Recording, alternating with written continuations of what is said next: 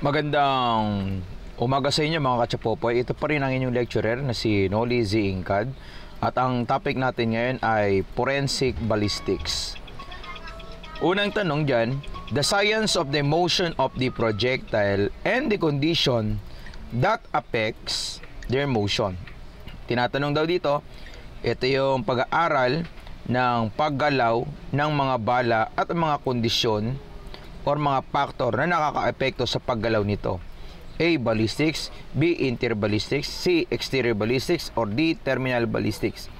Ang terminal ballistics, ito naman ang pag-aaral na kung saan ang bala ay tumama na sa target. Sumunod, ang exterior ballistics naman, ito naman ang pag-aaral habang ang bala ay bumabiyahe papunta sa target. Tatandaan na, hindi pa nakakarating dapat sa target at pagkatapos umalis sa tinatawag nating firearms. Ang interior ballistics naman ay pag-aaral naman ng isang bala habang ito ay nasa loob ng firearms. Ang sagot natin dyan ay ballistics.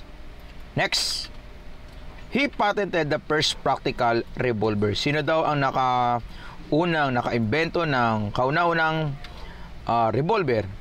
Si Berthold Schwartz. Siya naman ang tinatawag natin ng father of gunpowder. Si Colonel Hiram S. Berdan, ito naman ay uri ng primer na kung saan dalawa ang butas. Yung ginawa naman ni Colonel Edward M. Boxer, siya naman ang gumawa ng Boxer na kung saan po ay uri siya ng primer na isa lang ang butas. Yung primer cap, isa lang ang butas. Si Samuel Colt naman, yan ang sagot natin sa practical na nakaimbento ng revolver.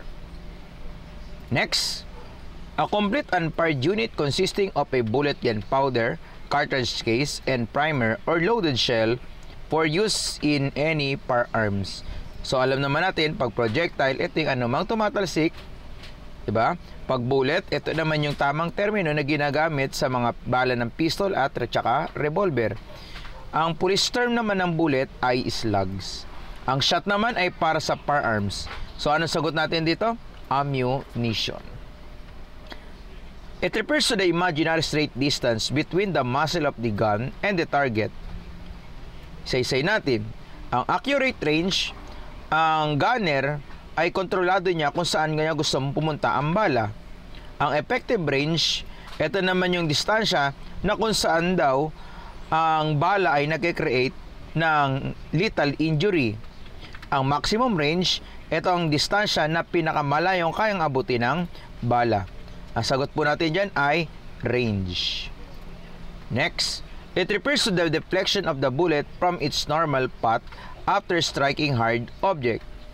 Pag sinabi nating direct motion, ito yung paabanting galaw ng bala.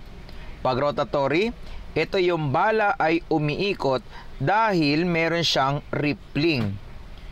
Or ang firearms ay may rippling na kung saan nagiging dahilan bakit umiikot ang bala.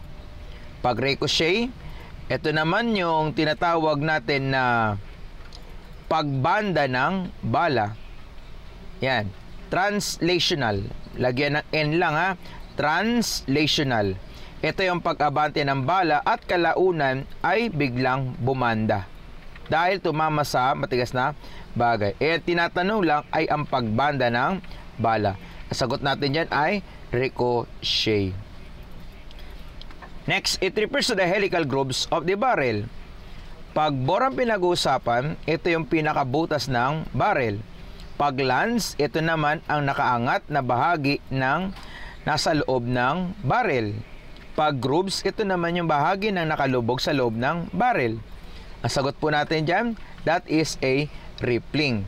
Tatandaan natin, ang rippling ay merong dalawang nakalagay. Nandyan ang land at saka groove. Ang sagot po natin dyan ay rippling. 7.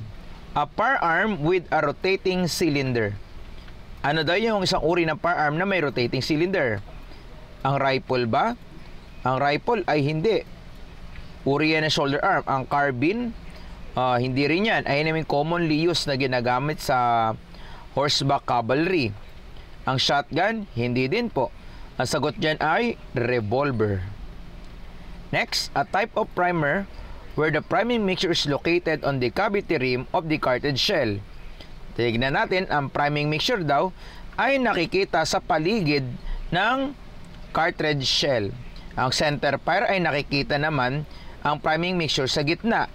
Ang pin fire ay meron siyang self-exploding na kung saan may parang nakalawit na kapag pinukpok mo yon o tinamaan yon ay maaaring pumutok o sumilab ang priming mixtures. Ang shot ay para naman sa shotgun. Ang sagot dyan ay rimfire kasi tinatanong ang priming mixture ay nasa paligid ng rim ng cartridge shell. Next, an unregistered firearm, an obliterated or altered firearm which has been lost or stolen illegally, manufactured firearms, registered firearms in the possession of an individual other than the licensee, and those with revoked licenses in accordance with the rules and regulation. Ang paltik, itong tawag naman sa Pilipinas, yung mga slang term, no? Mga hindi rehistrado, mga sariling gawa-gawa, homemade. Yan, paltik ang ano naman natin yun, salitang balbal. Pag zip gun, ito naman ang katumbas ng paltik sa ibang bansa. Pag glue gun, tools po yan. Ang sugot natin dyan ay loose firearm. Ang loose firearm ay tumutukoy sa hindi rehistrado, mga binago na uri ng firearms, mga nawala o ninakaw. Yan, ayan ang tinatawag na loose firearms. Ano ang ibig sabihin ng LTAP? LTAP means, anong sagot natin dyan? License to own and possess firearms. So, ayan po ang ibig sabihin na tinatawag nating LTAP. Sa mga bago lang dito sa ating grupo, sa ating Facebook page, i-like and follow ang ating Facebook page, ang Akle Mentoring by Chaps. Sa mga gusto pa ng maraming video na gusto panoorin at gusto pumasa sa board exam, nandyan ang ating YouTube channel, ang Akle Mentoring by Chaps. Sa mga interesadong gusto bumili ng libro, nandyan ang Mastering Criminology Terms, 700 pesos lang po yan.